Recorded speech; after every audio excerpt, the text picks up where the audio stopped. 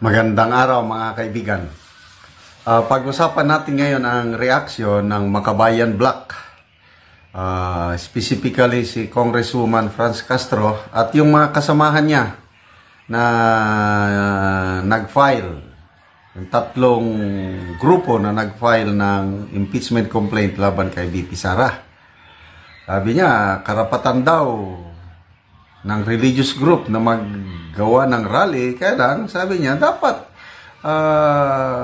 isulong din nila na panagutin si VP Sara. Anong panagutin? Anyway, pakinggan natin ang interview ng media sa grupo ni Franz Castro at bigyan natin ng reaction.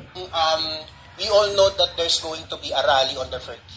The rally of the Iglesia ni Cristo. And they're pushing nga po na wag nang ituloy yung impeachment. And of course, we know how powerful the Iglesia ni Cristo is. So, especially sa politics. So, do you think po ba itong pag-aalangan ng ilang mga possible sponsors na ito ay dahil they're possibly going to court the Iglesia? Kasi this is going to be I know na medyo nandun yung chance na they might not support or they might support it, pero baka bawian sila ng Iglesia sa 2025 elections. Your thoughts on it? Okay, bago natin tuloy, sa press conference na ito, inamin ni Franz Castro na 6 lang na kongresista ang pumirma sa resolusyon na mag-endorse ng impeachment ni VP Sara sa Senado. Kaya yung tanong ng mainstream media, wala, natatakot yung mga kongresista na endorse dahil re-resbakan sila ng iglesia. Ganon. Kasi up to now, 6 na kongresista lang ang pumirma. They need 103 signatures. Alanganin sila. It's unfortunate na may mga religious sector. May religious sect na unfortunate. Anong ibig niyang sabihin nun?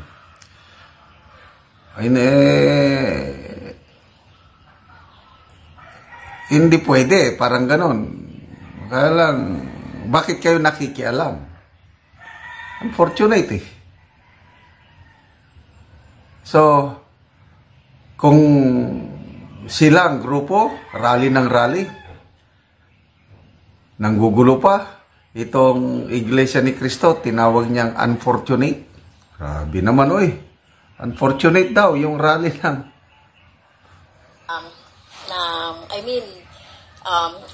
I think naman yung kanilang rally for justice daw, no? No, justice. Parang support na rin. Walang kaalam-alam. For justice daw ang rally. Kaya, ito, sinabihan siya ng kanyang kasama na for peace. Hindi niya alam na for justice daw. For peace pala. For peace. Pero, siyempre, karapatan naman nila yun, mag-rally or magpahayag.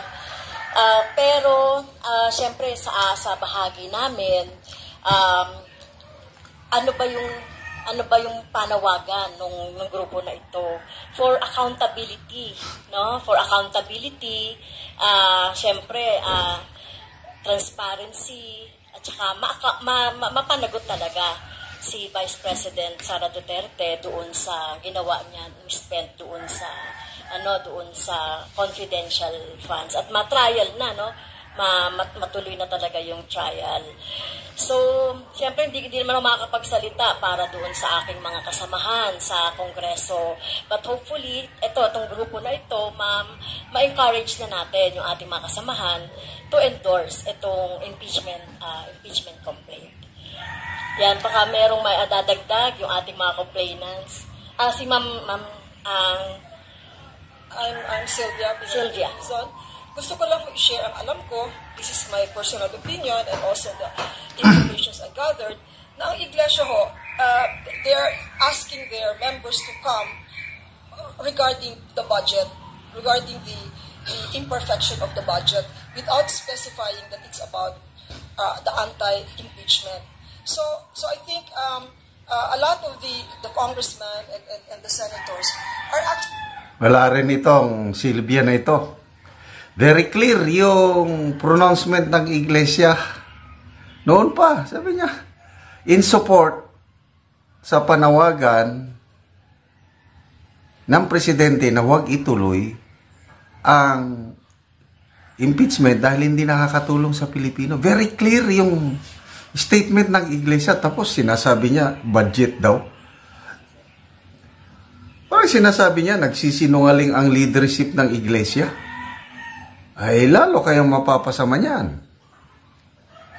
Budget daw ang dahilan. Bakit mag-rally? Actually waiting for the voice of the people. And the voice of the people is for impeachment because the ongoing delay of the ICC, the frustration and the exposure of the people in the Philippines, not only here but worldwide, watching the TFC Quadcom, has already conditioned the people to wait for something concrete out of all these investigations. And so, if the congressmen and the senators don't give what the people want, I think in the end, this will not be beneficial to them. So they really have to weigh their actions. It should not be what INC wants because INC is not even transparent with their own people in the way they are inviting them to join the January 13 rally. That is my information. I'm sorry, follow up. So, mabigat na akusasyon yun. Yung sabi nitong Sylvia, Madam Sylvia, na hindi daw transparent ang Iglesia ni Cristo sa real purpose ng rally. Budget daw ang pinapaliwanag na dahilan bakit sila mag-rally. Agree ba kayo doon? Tuming, hindi. Napaka-clear ang guidance ng na huwag ituloy ang impeachment dahil magkawatak-watak ang bayan. Ganun lang. Hindi pa yan napag-usapan yung budget, hindi pa yan na-ratified yung budget, hindi pa na-perman yung budget for 2025. Very clear na ang announcement ng Iglesia na sumusuporta sila sa panawagan ng Pangulo na huwag ituloy ang impeachment. Doon sa baka may dadagdag. Doon lang po ma'am sa 13 din po ba, mayroon po ba kayong plano na magsagawa ng malawakang rally in support of the impeachment? Kasi you're saying nga po the anti-impeachment po yung isa, yung INC. How about yung grupo po, itong malaking grupo na? Additional lang po dun sa tanong kanina.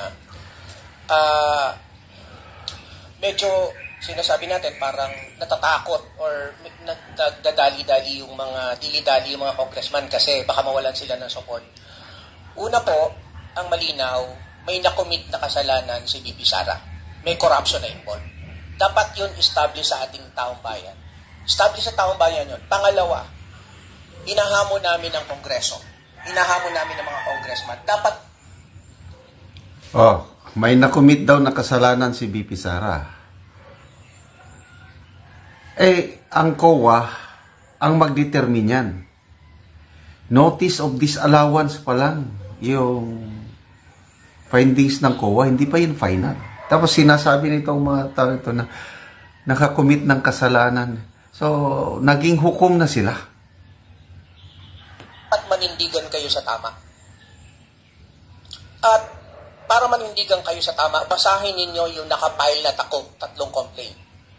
Kung maninindigan ng mga congressman natin sa tama, no, na may nakomit na may... Anyway, ito, i-summarize lang natin yung mga venues. Ang Region 1 sa Bigan, Ilocos. So, pwede kayong magpunta dyan.